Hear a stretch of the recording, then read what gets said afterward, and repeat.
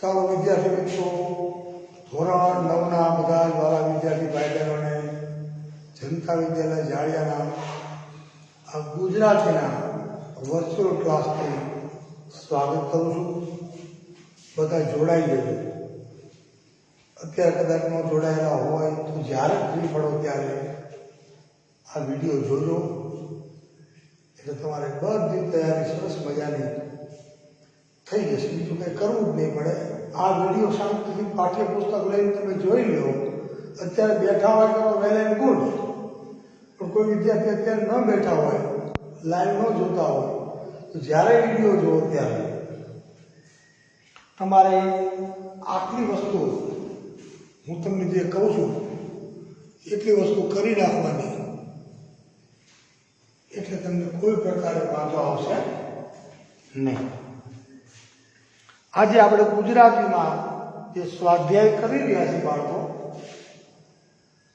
ધોરણ 9ના ગુજરાતી વિષયનું પદ્ય એટલે કે કાવ્ય 7 અને ભાગ 7, સ્વાધ્યાય પદ્ય 7 એનો ભાગ 7. હું ક્રમમાં જાઉં છું, 1 2 3 4 5 6 7 નો આવ્યો આજે. અને કાવ્ય કયું છે? કામ કરે એ જીતે. આ દુનિયામાં જે આળસુ બનીને બેઠા રહે, માત્ર અને માત્ર કામ કર્યા વગર, પરિશ્રમ કર્યા વગર, નસીબના સહારે કે ભાગ્યમાં હશે તો મળશે, એને કશું મળે નહીં. માણસે મહેનત કશ બનવું જોઈએ, માણસે પરિશ્રમી બનવું જોઈએ, ઉદ્યમી બનવું જોઈએ. ભલે સિંહ વનનો રાજા હોય, પણ પોતાની કહેવાતો છે એક તો છે પરિશ્રમ, એ જ પારસમણી. પારસમણી કેવી વસ્તુ છે કે જેને જે વસ્તુ પારસમણીને અડે એ વસ્તુ સોનાની બની જાય, એવો પારસમણીનો ગુણ છે. તો કહેવાય છે કે પરિશ્રમ એ પારસમણી જેવો છે.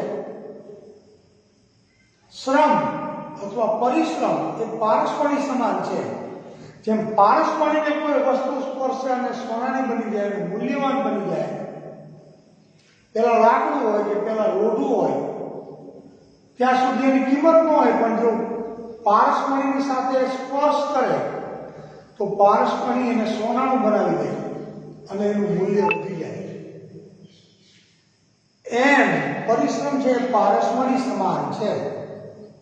જે માણસ ઉદ્યમી છે, જે માણસ જીવનમાં પરિશ્રમનું મહત્વ સમજે છે અને કામ કરવા રાજી છે, એ માણસ જીવનમાં ક્યારેય દુઃખી થતો જ નથી. આ તમારું જે 7મું કાવ્ય છે, કામ કરે જીતે, એમાંથી શીખવાનો સંદેશ કે આ કાવ્યમાંથી આપણને શું શીખ મળે છે, તો આવડ્યા જીવનમાં પરિશ્રમનું મહત્વ સમજો, પરિશ્રમને પારસમણી માનો. પરિશ્રમ એ જ પારસમણી. પછી બીજી કહેવત છે, સિદ્ધિ તેને જય વરે, જે પરસેવે નાય. પાણી બધાય નાય, પણ જે પરસેવે નાય, પરસેવે રેબઝેબ થાય, એવો પરિશ્રમ કરે, તનતોડ મહેનત કરે, એ માણસ જીવનમાં ધારેલું પ્રાપ્ત કરે. એ માણસ સમાનથી ઊંચું મોં રાખીને જીવી શકે, માનથી મોભાથી જીવી શકે કે હું કામ કરીને કમાઉં છું અને મોજથી ઊંચું માથું રાખીને સમાન ભેર જીવું છું. આળસુ માણસ હોય એ ભીખ માંગે, બીજા પાસે હાથ લાંબો કરે, યાચક બનીને ફરે, તો જિંદગીમાં ક્યારે આળસ ન કરવી, આળસુ બનીને ફરવું નહીં. પરિશ્રમનું મહત્વ સમજવું. જે માણસ પરિશ્રમી બને છે, ઉદ્યમી બને છે, એ માણસ જીવનમાં ઈચ્છેલું પ્રાપ્ત કરે છે. આ કાવ્યનો સાર. દવે, આના કવિ છે નાથાલાલ દવે અને એનો સાહિત્યનો પ્રકાર છે ગીત. 7માં આ ત્રીજું ગીત આવ્યું બાળકો. તો ગીત કુલ કેટલા છે? 9મા ધોરણના કુલ કાવ્યો છે એમાં ગીત કેટલા છે એ તમારે યાદ રાખવાનું. આ કાવ્યનો પ્રકાર પણ શું છે તો કે ગીત. એક માર્ક કરો એમ ટીપે ટીપે અર્થ ધરાવતા શબ્દો કાવ્યમાં કયા કયા આવે છે એને આપણે સમજી લઈએ. પહેલા તો પહેલો શબ્દ આવે છે બાળકો અહીંયા ધ્યાન આપો, સીમ. આપણે બધા ગામડાના બાળકો છે સીમ શબ્દ સાંભળ્યો છે. હાલો સીમમાં જાવ છે તો સીમનો અર્થ શું થાય? ખેતર કે ગામની હદ અથવા એ ભાગમાં આવેલી જમીન. આપણા ગામની જે હદ છે ત્યાં આવેલી જમીન, ત્યાં આપણા ગામની હદ પૂરી ન થાય ત્યાં સુધી આપણા ગામની હદ કહેવાય. કે આપણા ગામની હદમાં આવેલી જમીન એને આપણે શું કહીએ તો કે સીમ. બીજો શબ્દ છે મજિયાર. મજિયાર શબ્દ આપણે સાંભળેલો છે, તમે સાંભળ્યો છે, મેં સાંભળ્યો છે. તો સહિયાર, મજિયાર શબ્દનો અર્થ શું થાય? સહિયાર. તો મજિયાર કોને કહેવાય? એક વાડી હોય 25 વીઘાની અને ભાઈઓ 4 હોય, બાપા 4 દીકરા હોય અને 4 દીકરા ભેગા મળીને ખેતી કરતા હોય કે જે પાક આવે 100 મણ ઘઉં થાય તો 4 દીકરા 25 મણ ઘઉં ભાગમાં આવે. મોટું મકાન હોય એમાં 4 ભાઈ રહેતા હોય, એક જ રસોડે જમતા હોય તો એને શું કહીએ આપણે? મજિયાર. જમીનની સહિયારી, મકાનની સહિયારી અથવા મજિયાર. મજિયાર એટલે સહિયાર. આ યાદ રાખવાનું. ત્રીજો શબ્દ છે ખમીર. ખમીર, માણસમાં ખમીર હોવું જોઈએ એટલે જોશ. ખમીર એટલે જોશ અથવા તાકાત. જોશ અથવા તાકાત એટલે ખમીર.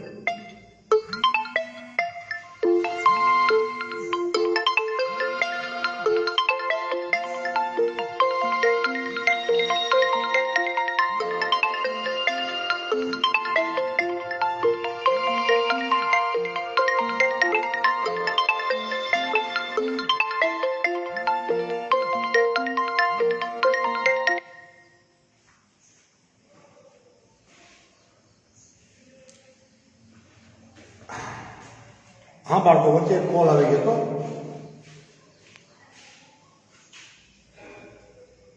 આપણે કોઈ છતાં અહીંયા ખમીર એટલે જોશ અથવા તાકાત. ચોથો શબ્દ છે ત્રિકમ. આપણે ગામડાના બાળકો છે, આપણે બધાએ ત્રિકમ જોયું છે. જમીનમાં ખોદવા માટે વપરાતું ઓજાર, જમીન ખોદવાનું ઓજાર કે સાધન એને કહેવાય ત્રિકમ. પછીનો શબ્દ પણ જાણીનો છે વેળા. એલા વેળા થઈ ગઈ, વેળા જમવાની, જમી લ્યો, હાલો જવાની વેળા થઈ. વેળા એટલે સમય અથવા તો ટાણો. ટાણો શબ્દ વાપરીએ આપણે. વેળા એટલે સમય અથવા ટાણો.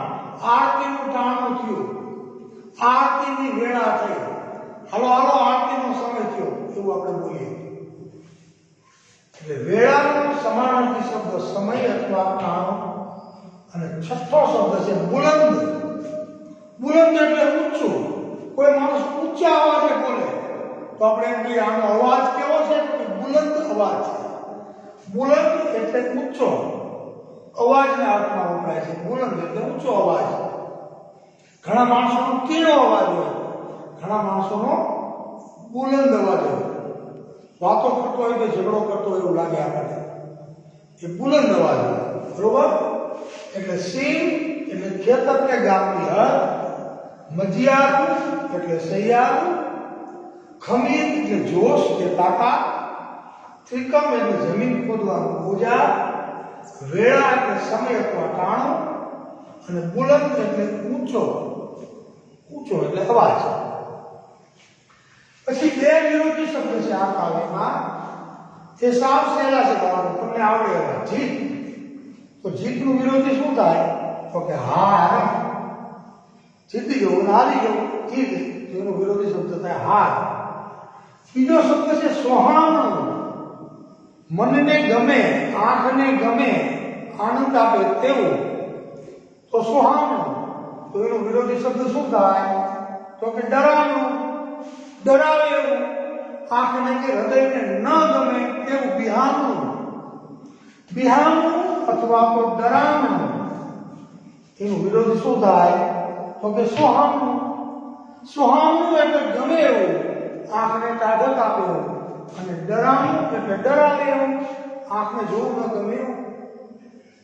આ બે વિરોધી શબ્દો છે. આ કાવ્યમાં ત્રણ તળપદા શબ્દો વાપરેલા છે કવિએ. ત્રણ તળપદા શબ્દો છે. મલક. કયો શબ્દ વાપર્યો છે કવિએ? મલક. મલક એટલે પ્રદેશ, દેશ અથવા તો મુલક. આ મુલકમાં અમે રહીએ છીએ, અમે આ પ્રદેશમાં રહીએ છીએ, અમે ઝાલાવાડ પ્રદેશમાં રહીએ છીએ, અમે કાઠિયાવાડ પ્રદેશમાં રહીએ છીએ, અમે કચ્છ પ્રદેશમાં રહીએ છીએ, એમ આપણે બોલીએ, એને કહેવાય મલક. મલક એટલે પ્રદેશ, દેશ અથવા મુલક.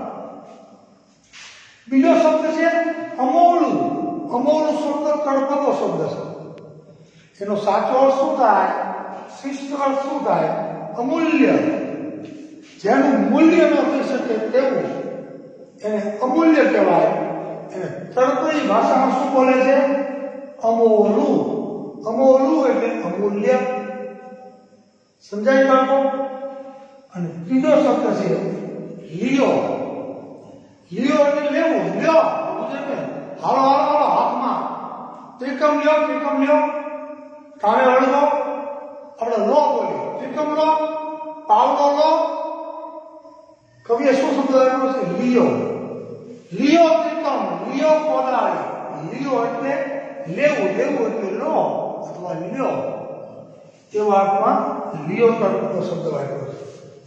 તો આટલા સમાનાર્થી શબ્દો, બે વિરોધી શબ્દો અને ત્રણ તળપદા શબ્દોનો અર્થ સમજ્યા પછી હવે આપણે વૈકલ્પિક પ્રશ્નો તરફ આગળ વધીએ છીએ બાળકો. અહીંથી હવે હું બોર્ડ સાફ કરી નાખું છું. તમારી ચોપડી ખુલ્લી રાખીને તમે એમાં જોતા જજો કે શું ચાલે છે, સાહેબ કઈ જગ્યાએ શું ભણાવે છે. 7મું કાવ્ય કાઢીને બેસજો.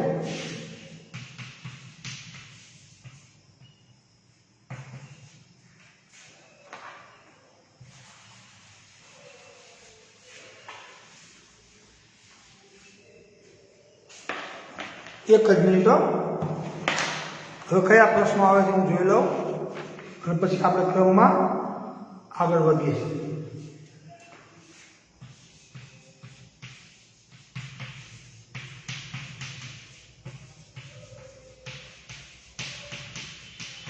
હવે આ પ્રકારના પ્રશ્નો છે વૈકલ્પિક પ્રશ્નો.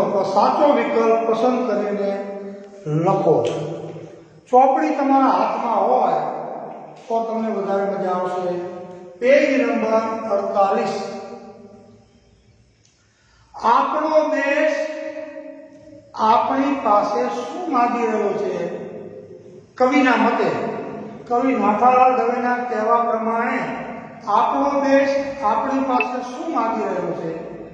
પહેલું, સહિયારી મહેનતનું ફળ. બીજું, મહેનત વગરનું જીવન. ત્રીજું, માત્ર ઊંચું ભણેલા લોકો. ચોથું, માત્ર કાગળ ઉપરનું કાર્ય. તો સાચો જવાબ શું આવે? આપણો દેશ આપણી પાસે શું માંગી રહ્યો છે? તો કે સહિયારી મહેનતનું ફળ. એટલે પહેલાની અંદર કયો વિકલ્પ સાચો બાંધો? તો કે એ. જે વિકલ્પ સાચો હોય એની સામે તમારે ખરાની નિશાની કરવાની. કે પહેલો વિકલ્પ સાચો છે કે આપણો દેશ આપણી પાસે શું માંગી રહ્યો છે? તો કે સહિયારી મહેનતનું ફળ. બીજો પ્રશ્ન છે, આ દેશને કઈ રીતે બદલી શકાય? દેશને બદલવો હોય તો કઈ રીતે બદલી શકાય? પહેલો વિકલ્પ, નદીઓના નીરને બાંધીને ખેતરોમાં મબલક પાકનું ઉત્પાદન કરીને નદીઓના નીરને વહેતા કરીને કે ઉપરના એ અને બી બંને રીતે, તો એ અને બી બંને રીતે એક તો નદીઓના નીરને પણ બાંધવા પડે અને ખેતરોમાં મબલક પાક ઉગાડવો પડે. તો ડી વિકલ્પ બીજામાં સાચો છે. ડી વિકલ્પ સાચો છે. નદીઓના નીરને જાણવા મળતું નથી એ ખોટું. ઊંચું ભણેલા લોકોનું મહત્વ દર્શાવવામાં આવ્યું છે એ પણ ખોટું. તો આ કાવ્યમાં પરિશ્રમનું મહત્વ પ્રગટ થાય છે. આ ચોથો વિકલ્પ. એમાં સાચું કયું? ઓકે, બી. બી વિકલ્પ સાચો છે. રેડી? હવે આપણે આગળ ચાલી રહ્યા. વૈકલ્પિક એટલે વિકલ્પ પસંદ કરો વાળા પ્રશ્નો પૂરા થયા. આ તમારે યાદ રાખવાનું છે બધું, તો જ પરીક્ષામાં યુનિટ કસોટીમાં તમને આવડશે. હવે નીચે પ્રશ્નો આપ્યા છે, એના 7-8 લીટીના ઉત્તર લખવાના છે.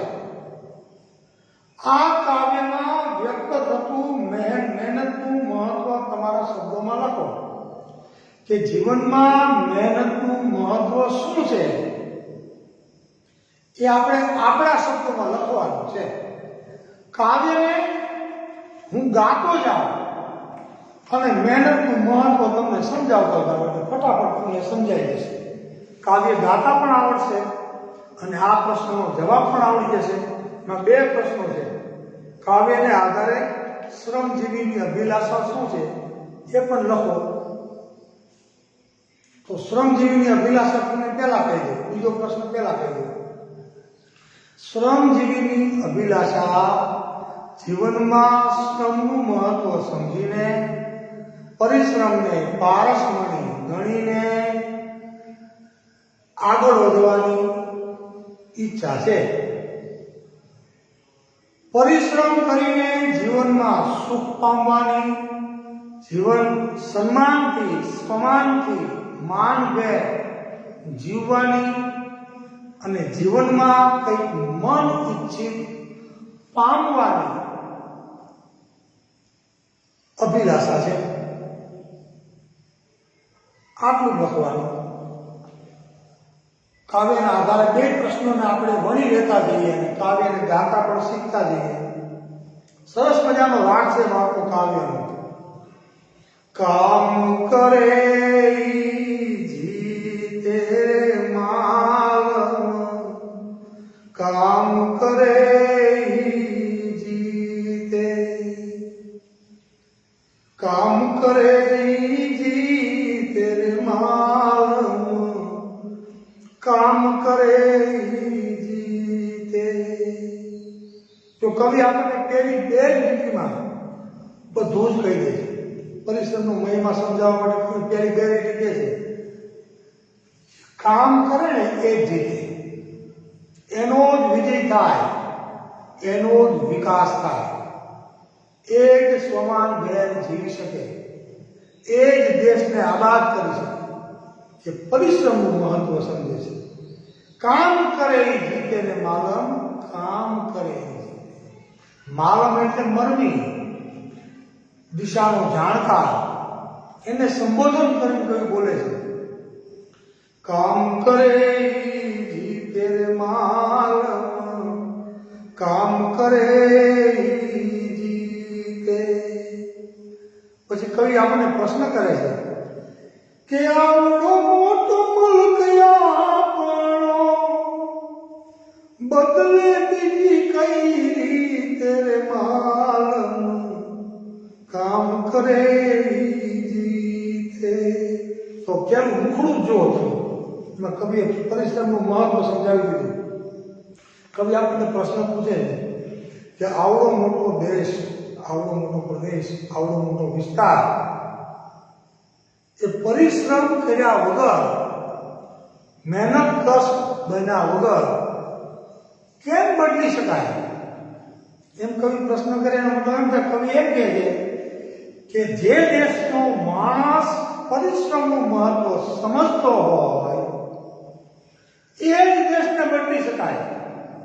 બાકી દેશને બદલવાની બીજી કોઈ ચાવી નથી, પૂરું ચાવી. એટલે દેશના પ્રત્યેક માણસે દેશને બદલવો હોય, દેશની દિશા બદલવી હોય, દેશને વિકાસના પંથે લઈ જવો હોય તો પરિશ્રમનું મહત્વ સમજવું જ પડે. એમ પહેલા જ મુખડાનો કવિ કહે છે. શું કરવાનું કવિ કહે છે? ખેતર ખેડીને કરો સીમ સુહામણી, બાંધો રે નદીયું નાની, બાંધો રે નદીયું નાની. પરિશ્રમ કરો, ખેતર ખેડો અને સીમને સુહામણી બનાવો. નદીઓને બાંધો, નદીઓને પાળા બાંધો, નદીઓના પાણીને રોકો કે જે પાણી સિંચાઈ માટે વાપરી શકાય. આજે આપણા ગામમાં જે ચેક ડેમ બનાવ્યા છે આની નિશાની છે બાળકો. ગામના તળ હાજા થાય, તમારા ખેતરાઓ જમીનના તળ હાજા થાય તરીકે છે. પણ ગામ લોકો સાથે મળીને ગામમાંથી પસાર થતી નદી હોય એના ઉપર પાળો બાંધી અને નદીના જળને રોકી અને એ પાણીનો બારેમાસ સિંચાઈ માટે ઉપયોગ કરે તો કેવો પાક થાય? વર્ષમાં 3 પાક લઈ શકાય, તો મબલક પાક થાય. પણ એના માટે મહેનત કરવી પડે. એક વ્યક્તિથી ન થાય, આખું ગામ મજિયાની મહેનત કરે તો ચિત્ર બદલાય. ખેતર ખેડીને કરો સીમ સુહામણી, બાંધો રે નદીયું નાની, બાંધો રે નદીયું નાની. માગે છે દેશ યાદ મહેનત મજિયારી, હૈયાના માગે ખમીર રે માલનું કામ કરે જીતે. એક વ્યક્તિ, બે વ્યક્તિ મહેનત કરે એમની આખો દેશ સંપીને સાથે મળીને મજિયારી મહેનત કરે અને હૈયાના ખમીર સાથે, તાકાત સાથે, જોશ સાથે મારે કરવું જોઈએ, મારી આ ફરજ છે એમ માનીને જો કરે, પરિશ્રમનું મહત્વ સમજે અને સીમને સુહામણી બનાવે, નદીઓના નીરને બાંધે અને મજિયારી મહેનત કરે, પરિશ્રમ કરે, હૈયાના ખમીર સાથે કરે તો ચોક્કસ દેશને બદલી શકાય, વિકાસ કરી શકાય. કવિ કહે છે, લીલો ત્રિકમ ભાઈ લિયો કોદાળી, એ ઘર ઘર ગુંજો ચરખે, ઘર ઘર ગુંજો ચરખે. એક ઘરમાં ચરખાનું ગુંજન હોય, હાથમાં ત્રિકમ લ્યો, કોદાળી લ્યો, પરિશ્રમ માટે નીકળી પડો. બાવળાને જોડે આ દુનિયા બદલવી, નજરું હોય નિરખે માલનું કામ કરે જીતે. બાવળાના જોરે એટલે શું? પરિશ્રમથી દુનિયા બદલવાની છે. મારી વાતને કવિ કહે છે જેને દ્રષ્ટિ હોય એ સમજશે. 800 માણસને મારી વાત નહીં સમજાય. નજરું હોય નિરખે કે પરિશ્રમનું શું મહત્વ છે, મારી વાત સમજશે. પરિશ્રમ બહુ મહત્વ. ઊંચું ભણેલા તો ઓફિસમાં બેસે, નીકળે નહીં બહાર કોઈ રીતે, નીકળે ને બહાર કોઈ રીતે. શું કરે? કાગળ ઉપર કરે કરામતું ને, છાપા ચોટાડે ભીતર માલનું કામ કરે જીતે. બહુ ઊંચું ભણેલા ઓફિસમાં બેઠા રહે, એથી બહાર જ ન નીકળે, પરિશ્રમનું મહત્વ જ ન સમજે. થોડું ઘણું કામ કરે ને તો જાહેરાત મોટી કરે. એવા લોકોનું કામ નથી. કરે આટલું અને બતાવે આટલું, એ લોકોનું કામ નથી. કવિ કહે છે આમાં તમારે ભીતે છાપા ચોટાડવા હોય, જાહેરાત કરવી મોટી મોટી. કામ કરો, દુનિયા દેખાડવાની જરૂર નથી. દુનિયા આપોઆપ જોશે કે કામ થયું છે. અને છેલ્લો અંતરો બાળકો, હાલો રે ખેતર ને હાલો રે વાડીએ, હાલો વાડીએ કવિ કે, હાલો ખેતરે. વાત નથી કરવી, પરિશ્રમ કરવો છે. પરિશ્રમના મહત્વને જીવવું છે. હાલો રે ખેતર ને હાલો રે વાડીએ, આ વેળાએ મોલી આવી તે, વેળાએ મોલી આવી તે. સમય નથી બગાડવો, અમૂલ્ય વેળા, અમૂલ્ય વખત વેળખવો નથી. હાલો કામ શરૂ કરીએ, વાડીએ ખેતરે જતા રહીએ. આજે વેળા છે, આજે સમય છે, આજે વખત છે, એ અમોલો છે, અમૂલ્ય છે. ગયેલો વખત બીજી વાર નહીં મળે, એમ કવિ કહે છે. આજે બુલંદ સૂરે માનવીની મહેનત ના, ગાવો જય જયકાર પ્રીતને માલ, કામ કરે જીતે. આજે મોટા અવાજે માનવીની જે મહેનત છે, માનવીની જે પરિશ્રમ છે, એનો કવિ કે જય જયકાર કરીએ કે પરિશ્રમ જ શ્રેષ્ઠ છે. પરિશ્રમથી જ જીતી શકાય છે. આળસુ બનીને બેઠા રહેવાથી વિનાશ થાય છે, જિંદગીમાં નિરાશા સાંપડે છે. એટલે જિંદગીમાં જે માણસ પરિશ્રમને સમજે છે, પરિશ્રમને પારસમણી સમજે છે, પરસેવે નાય છે, જોશથી મહેનત કરે છે, તાકાતથી મહેનત કરે છે, દિલથી મહેનત કરે છે, એ માણસ જીવનમાં ક્યારે નિરાશ થતો નથી અને મેળવેલું જંપીને રહે છે. અને બીજા હજારો માણસોને પોતાના પરિશ્રમી જીવનથી પ્રેરણા પૂરી પાડે છે. એટલે પરિશ્રમ બહુ જ મહત્વનું છે. પરિશ્રમનું મહત્વ સમજવાની એક બીજો પ્રશ્ન છે એમાં કે પરિશ્રમનું જીવનમાં મહત્વ સમજવાની એની અભિલાષા છે, એ તમારે સમજવાનું છે. બીજો પ્રશ્ન છે ને, કાવ્યના આધારે શ્રમજીવીની અભિલાષા.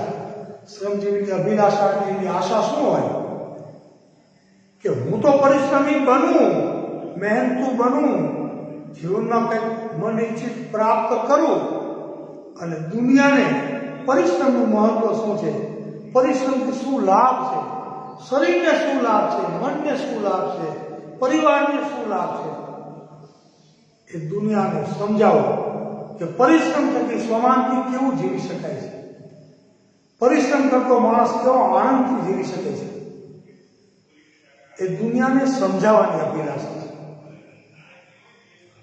અને છેલ્લે પંક્તિ સમજાવો, એ મેં તમને સમજાવી. કઈ પંક્તિ છે? કામ કરે જીતે, આવડો મોટો મુલક આપણો, બદલે બીજી કઈ રીતે માલમ, કામ કરે જીતે. આ જ પંક્તિ છે. કવિ પ્રશ્ન મૂકે છે કે આવડા મોટા પ્રદેશને, આવડા મોટા દેશને બદલવો છે, દુઃખમાંથી સુખ તરફ લઈ જાવો છે, બરબાદીથી આબાદી તરફ લઈ જાવો છે, સમૃદ્ધિ લાવી છે, તો મહેનત કર્યા વગર, પરિશ્રમ કર્યા વગર આવું બને કઈ રીતે? બીજી કોઈ રીત છે? બીજી કોઈ રીતે મુલકને બદલી શકાય છે? કવિ કે ના, એકમાત્ર પરિશ્રમ જ એનો વિકલ્પ છે, એનો રસ્તો છે. એ કામ કરે એનો જ વિજય થાય, એ જીવનમાં જીતે છે. આળસુ બનીને બેઠેલો માણસ બધું હારી જાય છે અને વિનાશને પંથે જાય છે. આ કાવ્ય, આ પંક્તિનો સાર અહીંયા હું આજ 7મા પદ્યનું કામ પૂર્ણ કરું છું. આશા રાખું કે તમને ગમ્યું હશે. શાંતિથી વિડીયો જોજો એટલે તમને બધું સમજાઈ જશે. પરીક્ષામાં જે પૂછવું એ પૂછે, આથી બહાર પૂછાવાનું નથી, મને ખબર છે. તમે તૈયારી કેવી કરો છો એના ઉપર બધો આધાર છે તારો. બરોબર? આજના ગુજરાતીના 7મા ભાગમાં અહીંયા અટકું છું. આવતીકાલે 8મા ભાગ સાથે ફરી મળીશું. ત્યાં સુધી નવીનભાઈના નમસ્કાર.